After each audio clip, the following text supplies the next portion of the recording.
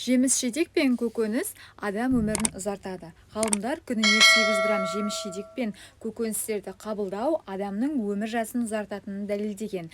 Әр күнде 80 граммнан 10 мәрте көкөніс пен жеміс-жидекпен қоректену адамның өмір жасын едәуір ұзартуға ықпалын тигізеді екен.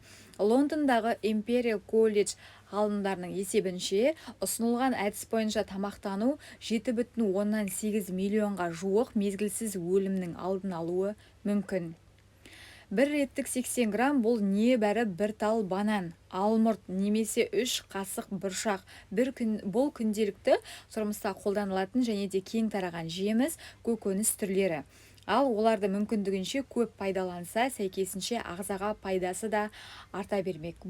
Жүрек қан тамырлары ауруларынан болатын өлім деңгейін 28%-ға, қатерлі ісік ауруларына шалдығу деңгейін 13%-ға, мезгілсіз өлім деңгейін 31%-ға төмендетеді екен. Бұл нәтижелер 22 миллион адамның қатысуымен ұзақ уақыт жүргізілген 95 түрлі сараптамалық зерттеу нәтижелері бойынша алынып отыр.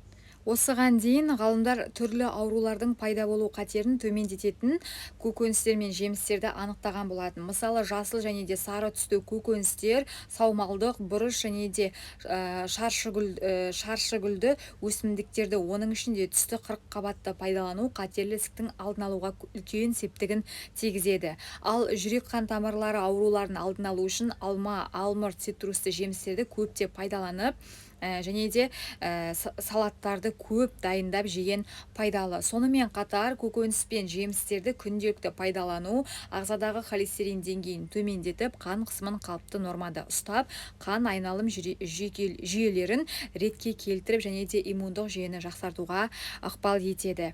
Дүниежүзілік денсаулық сақтау ұйымы кем дегенде тәулігіне 5 мәрте, яғни 400 грамм шамасында кез келген тіпті мұздатылған көкөніс пен жемістерді қабылдауға кеңес береді. Дегенмен дәрігерлердің айтуынша, жоғарыда айтылған кеңестер бойынша тамақтануға кез келген адамның материалдық мүмкіндігі жете бермейді. Бірақ сонда да барынша қолымыздан келгенінше көкөніс пен жемістерді көп жегеніміз абзал.